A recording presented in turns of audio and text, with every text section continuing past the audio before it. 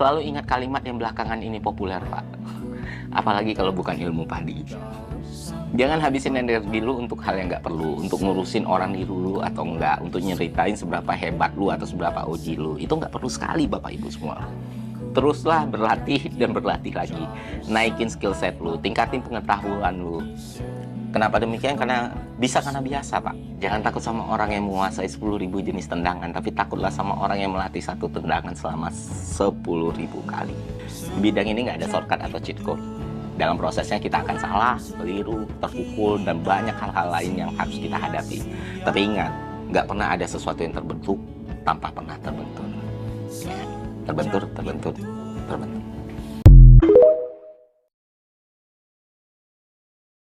Kita tuh nggak bisa bahagia karena orang, kita harus bisa bahagiain diri kita sendiri dulu gitu. Karena kalau kita kasih ekspektasi bahagia kita dari orang, ketika orang itu ngecewain kita hancur udah.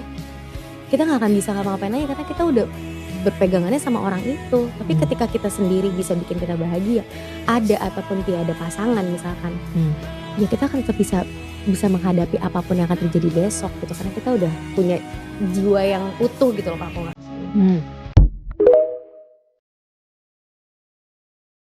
Kalau seandainya ada banyak hal di mana kita merasa gagal, sedih, pokoknya nggak ada harapan. Jadi memang itulah tujuan Allah. Tujuan Allah tuh membuat kita putus asa, supaya kita tahu bahwa kita lemah. Makanya ketika kita tahu kita lemah, maka besok nanti setelah kita menang, nggak ada yang menepuk dada lalu bilang ini karena gue. Iya betul. Nah, itulah memang kita dilatih untuk jatuh sejatuh-jatuhnya. Seolah-olah gini, buatlah rencana sebaik-baiknya, supaya Allah bisa kasih tahu rencanamu itu sampah. Agar besok ketika Allah tolong kita jadi tahu ya Allah jauh lebih bagus daripada rencana saya. Iya sih. Oh iya, saya juga berpikir kayak beberapa kali kejadian di hidup saya itu saya ngerasa kayak kalau saya sudah semakin terhimpit, semakin susah, saya yakin jalan keluarnya semakin dekat nih. Kayaknya udah makin dekat nih, karena setiap ada kesulitan pasti ada kemudahan. Jadi ini mungkin tingkat kesulitannya yang saya rasa kalau ini sudah nggak bisa, ini pasti jalan keluarnya udah dekat nih dikit lagi. Itu kan positif. Sabar-sabarnya. Karena Allah nggak mungkin mengingkari janji kan. Betul. Apa yang ada di Quran itu pasti terjadi. Pasti benar. Jadi kalau Allah bilang setelah kesulitan pasti kemudahan, ya pasti begitu. Iya. Betul. Lu jangan berharap orang ngasihanin diri lu harus berharap, lu harus berpikir bahwa lu harus kasih sama diri lu harus membahagiakan diri lu juga.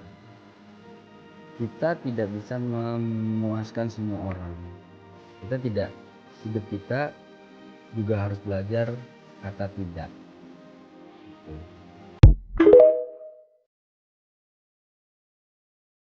Kalau kata selintas kata bermakna. Wah, ini Kalau bahagia, ya rasakan kebahagiaan itu. Kalau sedih, biarkan juga diri merasakan sedih. Jangan selalu pura-pura seakan semuanya baik-baik aja. Sampai kapan lo mau bohongin diri lo sendiri? nah itulah. I completely agree. Dan kalian harus coba untuk luangin waktu buat cerita dan minta waktu untuk didengarkan kepada orang yang kamu percaya dan peduli sama kamu. Bukan pada mereka yang sekedar ingin tahu lo tuh kenapa sih kepo doang gitu. Jangan sampai lo terafiliasi sama orang-orang yang cuman kepo, bukannya malah pengen bantu lo. Coba segera ditemukan solusinya gitu loh.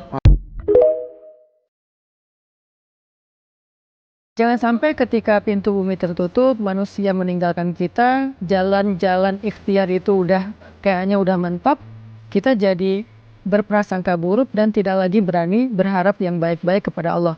Justru ketika keadaan kita lagi sulit, keadaan kita lagi mentok, pintu-pintu di bumi tertutup, manusia meninggalkan kita, justru saat itulah saat kita bisa melibatkan Allah seutuhnya, karena tidak tercampur dengan keyakinan kita kepada makhluk.